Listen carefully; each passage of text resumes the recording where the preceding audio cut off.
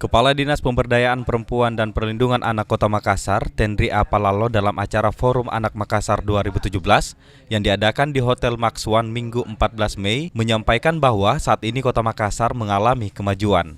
Forum Anak dibentuk di tingkat kecamatan telah dievaluasi bahwa mereka mampu membaca dan memberi saran terkait perlindungan anak. Diharapkan tahun depan Forum Anak Makassar ini terus meningkat. Saat ini DP3A Kota Makassar menyiapkan generasi masa depan yang digalakkan menjadi pelapor dan pelopor mengenai bahaya menikah dini, narkoba, seks bebas, dan yang lainnya.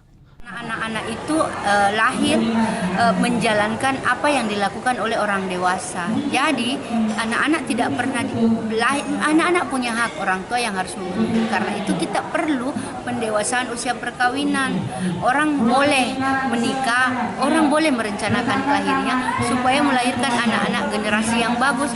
Bukan perkawinan tidak direncanakan, lahir anak-anak tidak direncanakan, lalu diterlantarkan, lalu dikerasi. Itu sekarang yang kita harus hindari.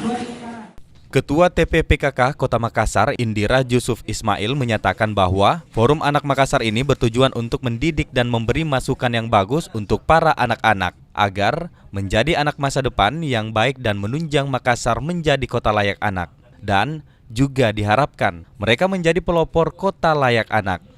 Ini Forum Anak ini insya Allah kita tentu ingin mendidik dan memberi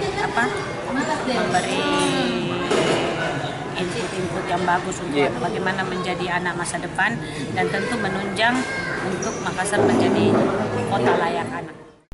Bukan hanya anak-anak yang perlu dididik, melainkan juga orang tua yang diberi pengertian terkait pendewasaan usia pernikahan agar melahirkan generasi yang bagus dan juga terkait kasus lainnya. Fajar Alwi, Fajar TV, Fajar Radio melaporkan.